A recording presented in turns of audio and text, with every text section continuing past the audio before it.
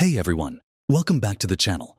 Today, we're unpacking the buzzword that's been all over the news lately, tariffs. With Trump doubling down on them as his go-to economic fix, searches for how tariffs work are spiking, and for good reason. People want to know what they are, and, more importantly, who's paying for them. The answers might surprise you. Or maybe they'll just confirm what you've suspected all along. Either way, we're diving deep into this with 4 key truths that cut through the noise. Let's get started. First, what is a tariff?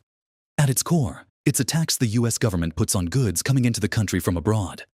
Picture a truckload of avocados rolling in from Mexico, a shipment of smartphones from China, or even a crate of fancy French wine. That's the stuff tariffs hit. The government uses them for a few big reasons. 1. They bring in money. Think of it like a cash register ringing up every time a cargo ship docks. 2. They can protect American industries. Say a US steel factory is struggling because cheap steel is flooding in from overseas. Tariffs make that foreign steel pricier, giving the home team a fighting chance. And 3.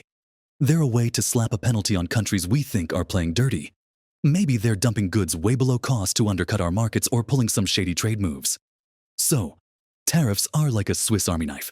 Revenue, protection, punishment. Pretty versatile, right?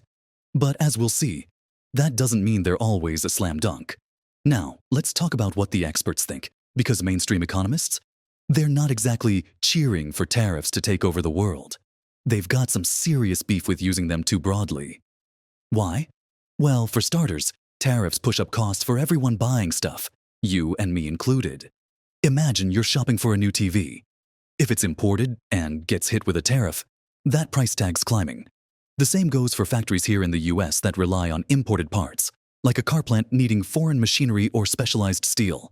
Suddenly, their costs shoot up, and they've either got to eat that or pass it on. Economists say this ripple effect is a big problem. It's not just about one product, it's about everything that product touches. Plus, here's the sneaky part. Tariffs mess with how we shop. They distort the market. Say there's a tariff on imported sneakers, but not on imported boots. Even if the sneakers are of better quality or cheaper without the tax, people might grab the boots just to dodge the extra cost. That's not about finding the best value. It's about dodging the tariff bullet. Economists call this inefficiency, and they warn that it can gum up the whole economy over time. It's like forcing you to pick the knockoff brand, not because it's better, but because it's all you can afford after the tax hits. Okay, here's where the plot thickens, and it's a big one.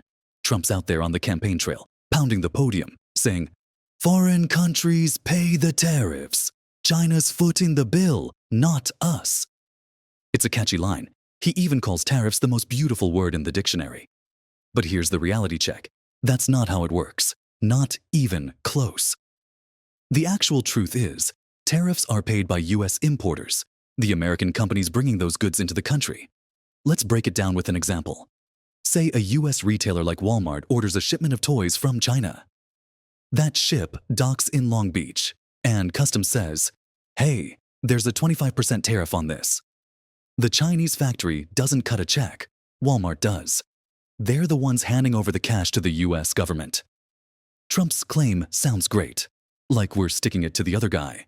But economists and trade experts are unanimous. The foreign country isn't paying a dime. It's our businesses shelling out, and that's where the story takes a turn. Because those importers, they've got options, and they're not about to let that tariff eat their profits. So what happens next? This is the part that hits home. Literally, your wallet. Those US importers who paid the tariff, they're not in the charity business. They're going to try to pass that extra cost right along to us, the consumers. Ordinary Americans end up footing the bill, and it's not hard to see how. Take that shipment of toys again. Without a tariff, maybe they cost $10 each to bring in.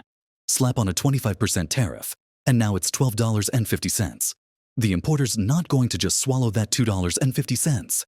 They'll bump the price they charge stores. And the stores will bump the price you see on the shelf. Maybe that toy's now $15 or $16 by the time you're at checkout. And it's not just toys. Think clothes, electronics, car parts, even groceries if they're imported. Every time you swipe your card, you're feeling the tariff sting. Now, sure, importers might not pass on every penny. They could eat a little to stay competitive. But studies show most of it lands on us. Look at Trump's first-term tariffs on China. Research found American consumers and businesses bore over 90% of the cost. That's billions extra out of our pockets. So while tariffs might sound like a win for the government or U.S. jobs, the burden falls squarely on regular folks like you and me every time we shop. So, where does that leave us? Tariffs can do some heavy lifting, bringing in revenue, protecting industries, and sending a message to trade cheats. But economists warn the price is steep: higher costs, warped markets, and a hit to efficiency.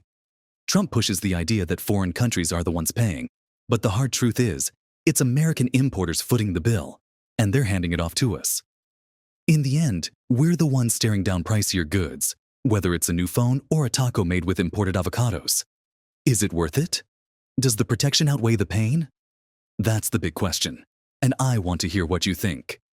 Drop your take in the comments. Do tariffs sound like a genius move or a wallet-busting bust? Hit that like button if this cleared things up, subscribe for more deep dives, and I'll catch you in the next one.